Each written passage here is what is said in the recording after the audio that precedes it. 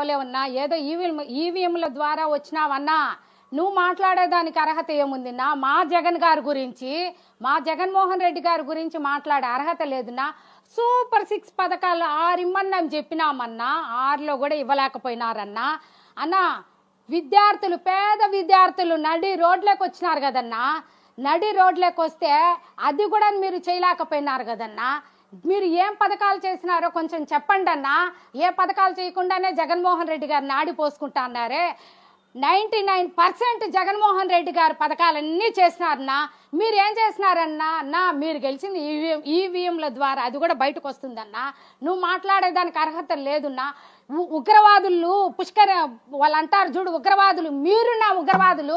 మీ చంద్రబాబు నాయుడు గారు ఉగ్రవాదే, మీ పవన్ కళ్యాణ్ ఒక ఉగ్రవాదినా, మీరు కూటమి ప్రభుత్వంలో ఉండే వాళ్ళంతా ఉగ్రవాదులు, ఎమ్మెల్యేలు అందరూ ఉగ్రవాదులై మీరున్నా ఇప్పుడు ప్రజల కార్యకర్తలకు ఏం చేయకుండా మీరు దోచుకుంటున్నారన్నా. ఇసుక రోజుకు 10 లక్షలు అంటన్నా. చంద్రబాబు నాయుడు గారు, చంద్రబాబు నాయుడు గారు, పవన్ కళ్యాణ్ గారు దోచుకుంటా అంటారున్నా. 10 లక్షలు రోజుకి ఇసుకలో దోచుకుంటా అంటారు. ఇంకా మిగతా దాంట్లో ఇప్పుడు మద్యంలో దోచుకుంటా అంటారు. మద్యము ఏరులే పారుతుంది కదన్నా. అన్నా ఆదినారాయణ రెడ్డి అన్న గుర్తుపెట్టుకోండి, మీరు ఏం చేసినారా అనేది గుర్తుపెట్టుకోండి. తల్లికి వందనం చేయలేదు, మీకు సిగ్గు లేదా? ముందు మేము అడుగుతా ఉంటాం ఆదినారాయణ రెడ్డి అన్న, మీకు సిగ్గు లేకుండా మళ్ళీ జగన్మోహన్ రెడ్డి గారు మాట్లాడే అర్హత మీకు కానీ, మీ ఎమ్మెల్యేలు కానీ, చంద్రబాబు నాయుడు కానీ, పవన్ కళ్యాణ్ కానీ లేదున్నా.